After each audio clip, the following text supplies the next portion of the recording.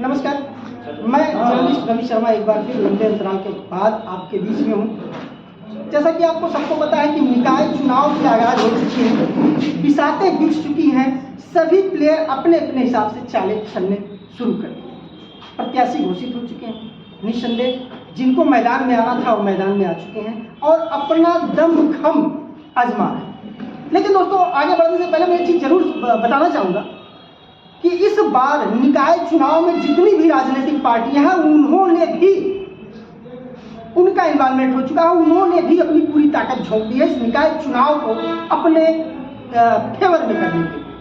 और तमाम जो निकाय चुनाव चंद होता था, एक छोटे से इकाई का चुनाव होता था, उसमें बड़ी बड़ी राजनीतिक पार्टियों का हलचल देखा जा रहा है, बड़े बड़े उठा-पटक देखे जा रहे हैं। लेकिन सबसे बड़ी बात यह होती है कि जो एक कार्यकर्ता होता है किसी पार्टी का, वो इस कारण उस पार्टी में पूरे लगन के साथ लगा रहता है कि उसको पारितोषिक के रूप में कभी न कभी एक राजनीतिक जमीन मिलेगी और एक चुनाव लड़ने का सिंबल मिलेगा उसकी पार्टी से, जिस पार्टी को उसने अपने खून पसीने से सींचा या सींच रहा है।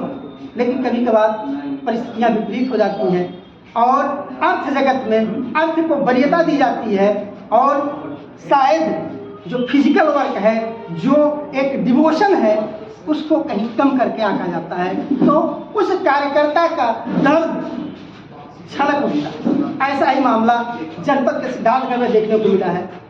एक कार्यकर्ता जो सत्तारूढ़ पार्टी में बरसों से लगा रहा और अपने खून पसीने से पार्टी को भरसक ऊंचाई पर ले जाने का प्रयास किया, सींचने का प्रयास किया, आज कहीं ना कहीं उनका आरोप है कि उनके साथ पार्टी ने छल किया। आइए मैं आपको उनसे मिलवाता हूँ। मिलिए रामशरण मौर्य जी से।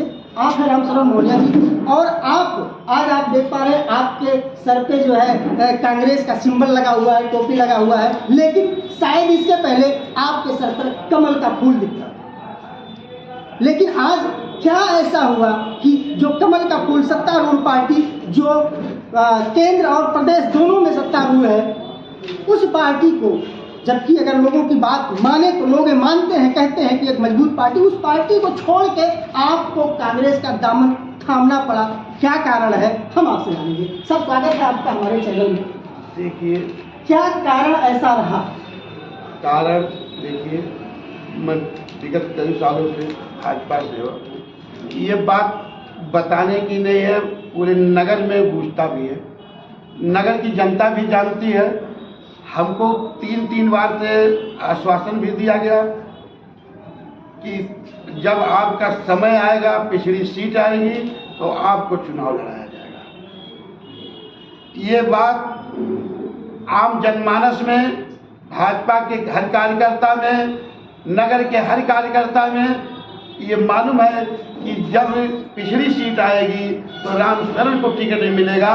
2 बार सामान्य सीट में होने के कारण हमको टिकट नहीं मिला, उसमें मैं कोई भी हमको जी बिल्कुल, एक सच्चे कार्यकर्ता का फर्ज भी यही होता है कि वो पार्टी के हाईकमान के दिशा निर्देश हो उसका अनुपालन करे। इस बार भी पहले जब सामान्य महिला सीट आई तब मैंने चुनाव लड़ने से इनकार कर दिया।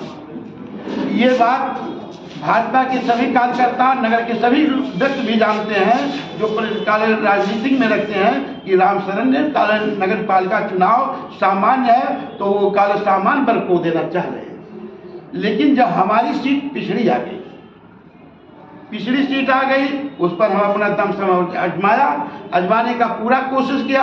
हमको आश्वासन भी दिया गया कि नहीं, टिकट केवल आपको मिलेगी और फिर पूरा नगर में बात गूंजी गई कि केवल टिकट रामशरण को मौर्य को मिलेगी, दूसरे को नहीं मिलेगी। जी बिल्कुल, यहाँ मैं आपकी बातों का समर्थन करता हूँ। जाहिर सी बात है, ऐसा मैसेज था लोगों में कि अगर पिछड़ी सीट है तो निश्चित तौर पर भाजपा से रामशरण मौर्य, क्योंकि प्रबल दावेदार रहे, पिछड़ा मोर्चा के जिला अध्यक्ष भी रहे और आपने पिछड़े के लिए काफी काम भी किया है निश्चित तौर पर पार्टी में, तो जाहिर सी बात है ये मैसेज था लोगों में, ऐसा हवा चल रही थी। लेकिन ऐसा ऐन वक्त पर क्या हुआ कि आपका टिकट काट दिया गया? ऐसा ऐन वक्त की बात यह है कि शाम तक हमको सूचना मिल रही थी कि हमको टिकट मिलेगा जी, लेकिन जब समाचार आ रहा है तो ये पता चल रहा है कि भाजपा के कार्यकर्ता को न मिलते हुए ये सौदागर के हाथ टिकट रामचंद्र मौर्य का बिक गया।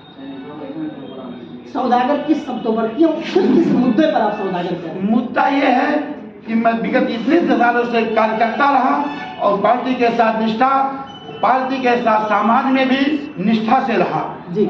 आप कोई भी व्यक्ति कहीं भी समाज में पूछेंगे तो निष्ठावान कार्यकर्ता, शायद भाजपा में हो या कांग्रेस में हो, कोई भी हो तो निष्ठावान व्यक्ति को निष्ठावान कहेगा कि हमारे पर कोई दाग वो नहीं है।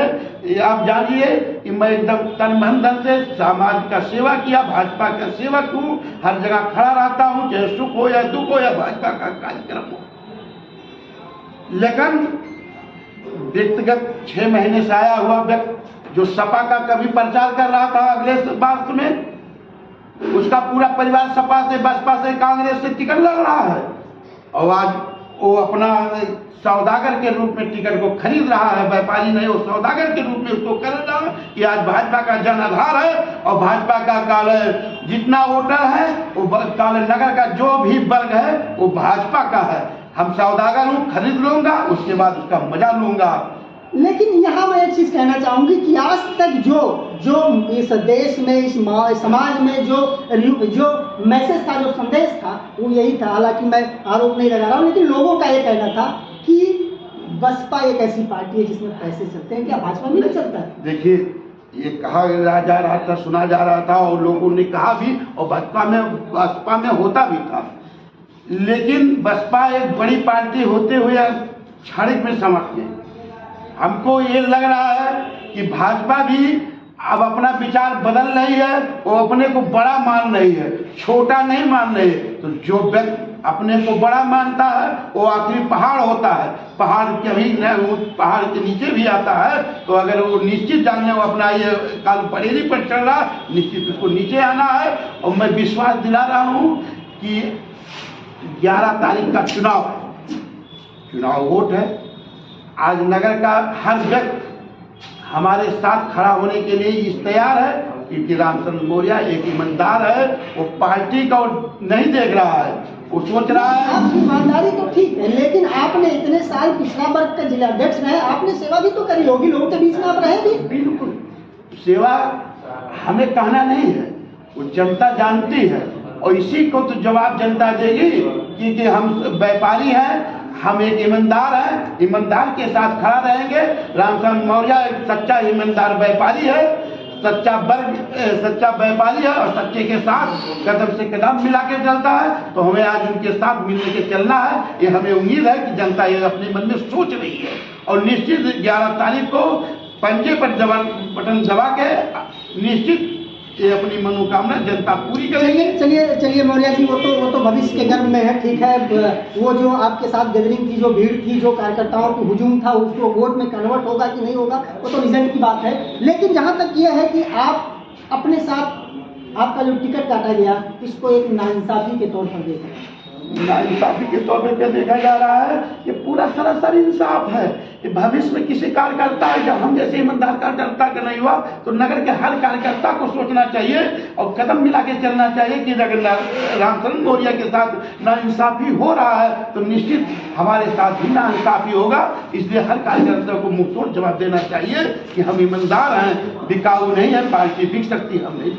चलिए, बहुत बहुत धन्यवाद आपके रामचरण मौर्य जी। और जैसा कि मैंने बताया कि उठा पटक तो होता है चुनाव में, लेकिन जब एक डिवोटेड कार्यकर्ता जो पूरी लगन के साथ पार्टी को सींचने में लगा होता है, जब उसको उसका हक नहीं मिलता है तो पीड़ा उभर के आ जाती है। और आप देख सकते हैं साफ तौर पर कि किस तरह रामचरण मौर्य के चेहरे पर वो पीड़ा उभर कर आई।